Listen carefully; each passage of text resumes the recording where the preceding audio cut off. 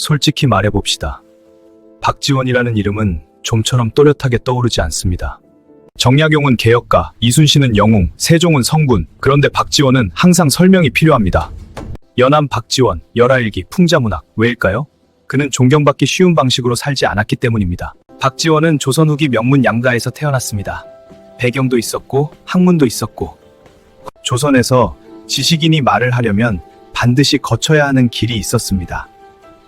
과거에 도전할 자격도 충분했습니다. 그런데 그는 과거에 인생을 걸지 않습니다. 이 선택이 중요합니다. 과거. 하지만 박지원은 이 길을 일찍 포기합니다. 왜냐하면 그는 이 구조 안으로 들어가는 순간 아무 말도 제대로 할 수 없게 된다는 걸 이미 알고 있었기 때문입니다. 그래서 그는 권력의 안쪽이 아니라 바깥에서 보는 위치를 선택합니다.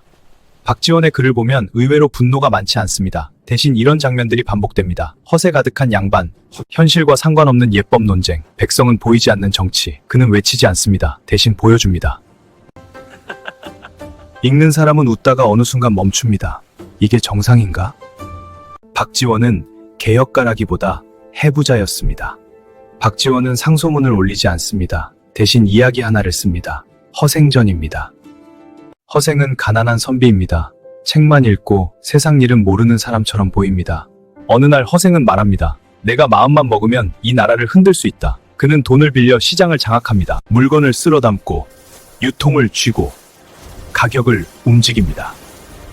결과는 충격적입니다. 관리들은 아무것도 못하고 양반들은 상황조차 이해 못하고 나라의 시스템은 장사꾼 하나에게 흔들립니다. 허생은 그걸 보고 말합니다. 이 나라는 고칠 가치가 있는가? 그리고 허생은 개혁하지 않습니다. 상소도 올리지 않습니다. 그냥 사라집니다. 이게 박지원의 결론이었습니다. 박지원이 역사에 남은 결정적 이유는 열하일기입니다. 이 책은 여행기가 아닙니다. 조선을 바깥에서 해부한 최초의 기록입니다. 그는 청나라를 보며 계속 비교합니다. 움직이는 사회와 멈춰있는 조선. 열하일기에는 당시 조선 지식인들이 가장 싫어했던 장면이 나옵니다. 박지원은 청나라의 벽돌과 수레를 봅니다. 아주 사소한 장면입니다. 하지만 그는 기록합니다. 이 나라의 벽돌은 크기와 규격이 같다. 그래서 수레가 흔들리지 않고 물건이 빠르게 이동한다. 이게 왜 충격이었을까요? 조선은 돌 하나, 나무 하나까지 전부 제각각이었기 때문입니다. 규격이 없다는 건 시스템이 없다는 데 깨닫습니다. 조선은 게으른 게 아니라 설계가 없구나. 이 말은 조선 전체를 부정하는 말이었습니다. 정약용은 이 문제를 보고 고치려 했습니다. 그래서 법을 설계했고 제도를 만들려 했습니다. 하지만 박지원은 다르게 결론 내립니다. 이건 고장의 문제가 아니라 구조의 문제다. 그래서 그는 싸우지 않았습니다. 대신 후세가 보게 남겼습니다. 박지원은 영웅이 아닙니다. 피를 흘리지도 않았고 개혁을 이루지도 않았습니다. 하지만 그는 환상을 제거한 사람이었습니다. 이 나라는 말 몇 마디로 바뀌지 않는다. 그걸 가장 정확히 보여준 사람입니다. 정약용은 끝까지 고치려 했고 박지원은 고칠 수 없음을 기록했습니다. 둘 중 누가 옳았다고 말하긴 어렵습니다.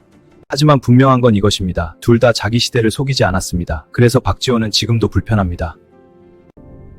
그의 웃음은 비웃음이 아니라 경고였기 때문입니다. 박지원은 조선을 포기한 사람이 아니라 환상을 포기한 사람이었다. 긴 시간 시청해주셔서 감사합니다.